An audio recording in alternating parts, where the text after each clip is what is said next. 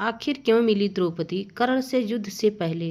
दोस्तों, जब द्रौपदी युद्ध से पहले कर्ण से मिली, दोस्तों पांडवों की पत्नी, पांचाल की राजकुमारी और युगों के अन्याय की साक्षी द्रौपदी, उन्होंने द्वारकाधीश से कहा, हे माधव, मुझे सूर्यपुत्र कर्ण से अकेले में मिलना है।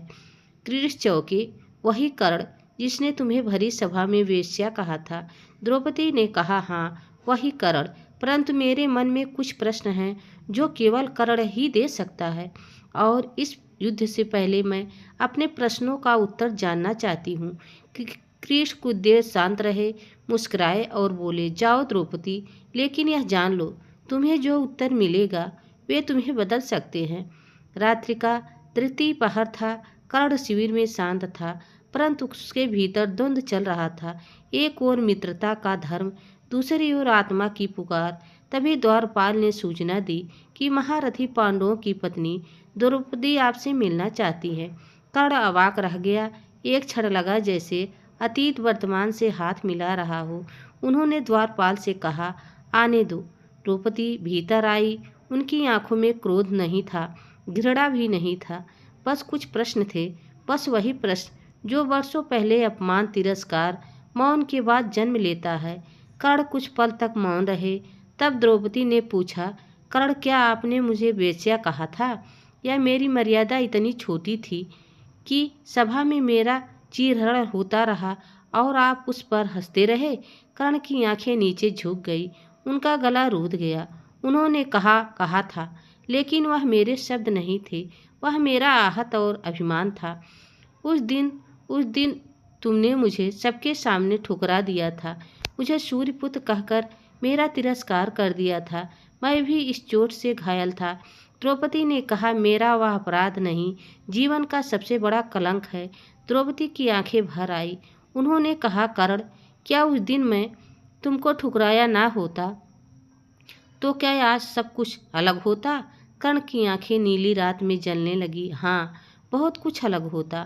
शायद यह युद्ध ना होता, शायद मैं अधर्म के पक्ष में ना खड़ा होता, शायद तुम मेरी अर्धांगिनी होती और मैं वह होता जो तुम्हारे सम्मान के लिए प्राण दे देता। द्रौपदी ने फिर पूछा, कर्ण, क्या तुम आज भी मुझे उसी नज़र से देखते हो। कर्ण ने उत्तर दिया, नहीं, अब मैं तुम्हें उस स्त्री के नज़र से देखता हूँ जिसकी आंसू ने मुझे और मेरे आत्मा को जलाया है। हर रात अपने उस अपराध को याद करता हूँ। मैं सूर्यपुत्र होकर के भी अपने कर्मों से कलंकित हूँ। द्रौपदी के चेहरे पर करुणा फैल गई। वह बोली, जब कृष्ण मुझे बताया कि आप भी कुंती पुत्र हैं, तब मेरे भीतर कुछ टूटा, कुछ जुड़ गया। मेरे मन में कुछ आया, यदि मेरे 5 पति मेरी लाज ना बचा सके तो शायद कर्ण बचा सकते थे। कर्ण एक पल के लिए चुप हो गए।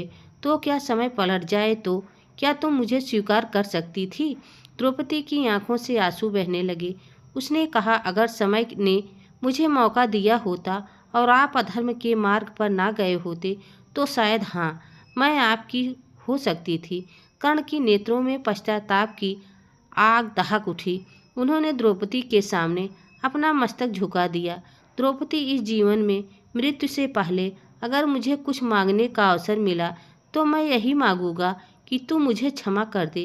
द्रौपदी ने उत्तर दिया, आपको क्षमा करने का अधिकार केवल मुझको नहीं, यहाँ उन सभी स्त्रियों का है जो आज भी किसी सभा में अपमानित हो रही हैं। पर मैं इतना कह सकती हूँ कि यदि आप अधर्म का साथ छोड़ दें तो मेरे आंसू व्यर्थ नहीं जाएंगे। कर्ण ने उत्तर दिया, अब बहुत देर हो चुकी है। द्रौपदी, मैं अधर्मियों का नहीं, मैं अपने वचनों का बंदी हूँ। ये कहकर कर्ण बाहर निकल गए। रात्रि का पहर था। वे छाया की भांति रात्र में विलीन हो गए। वो भेंट फिर कभी नहीं हुई। किंतु युद्ध के अंतिम क्षण में जब कर्ण रथ से गिरकर मरासन पर पड़े थे, तब कृष्ण ने उनके पास आए, पर कर्ण ने उनसे कुछ मांगा नहीं, केवल एक प्रार्थना की, हे केशव, द्रौपदी के आंसू व्यर्थ ना जाए। ये कथा समाप्त हुई, लेकिन उनके प्रश्न आज भी जीवित हैं। क्या हम किसी के पश्चाताप को समझते हैं। क्या मैं अपने आहत और अभिमान में दूसरे को घायल करना छोड़ सकते हैं, या क्षमा सबसे बड़ी विजय नहीं होती है। यही है कर्ण और द्रौपदी का भेंट, नारी की गरिमा और एक युद्ध की अद्भुत गाथा। कुरुक्षेत्र का 17वां दिन था। सूर्यास्त होने को था। कर्ण का रथ कीचड़ में धंसा हुआ था। उनकी साँस टूट रही थी, ओठ सूख रहे थे, परंतु उनकी आत्मा यह अतीत की धूल में कोई चेहरा ढूंढ रही थी। द्रौपदी का चेहरा। अर्जुन का तीर चल चुका था। कर्ण जमीन पर पड़े, घायल, खून से लथपथ, परंतु उनकी आंखों में क्रोध नहीं, केवल क्षमा मांगने की ललक थी। तभी कृष्ण जी उनके पास आए। कर्ण कांपती आवाज में कहा, हे वासुदेव, क्या द्रौपदी जान गई कि मैं उसका अपराधी हूँ और मैं पश्चाताप की आग में जल रहा हूँ? कृष्ण मौन रहे। कर्ण ने फिर कहा, क्या द्रौपदी कभी मुझे क्षमा करेगी? कृष्ण ने उत्तर नहीं दिया, परंतु उनकी आंखों से 2 बूंद आंसू गिरे। कर्ण समझ गए कि क्षमा मिल गई है, परंतु उस क्षमा की पीड़ा उसकी मृत्यु से भी गहरी थी। कर्ण ने एक अंतिम बातें कहा, हे माधव, जब मेरा प्राण मेरे शरीर को छोड़ दे, बस एक बार द्रौपदी से कहना, जिस सभा में मैंने उसे तोड़ा था उसी समय का सबसे टूटा हुआ पुरुष मैं था। और इतना कहकर सूर्यपुत्र कर्ण ने अपनी आंखें बंद कर ली। कुछ दिन बाद युद्ध समाप्त हो गया।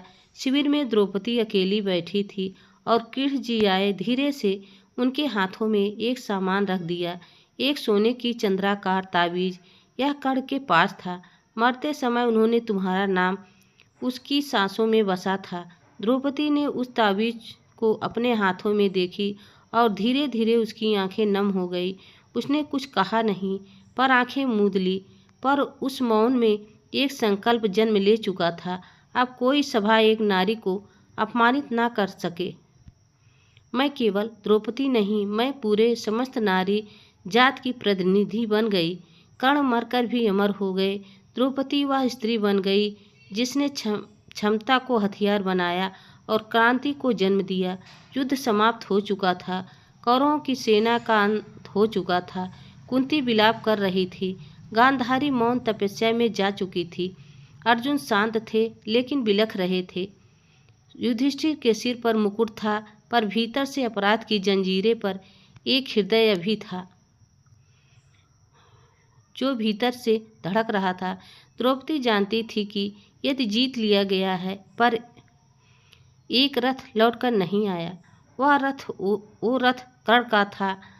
एक दिन जब हस्तिनापुर में आकाश साफ था और राजभवन के बाहर मंद पवन बह रही थी, द्रौपदी ने कृष्ण से कहा, माधव, एक वचन चाहिए तुमसे। कृष्ण मुस्कुराए। द्रौपदी, मांगो, जो मांगोगी सत्य होगा।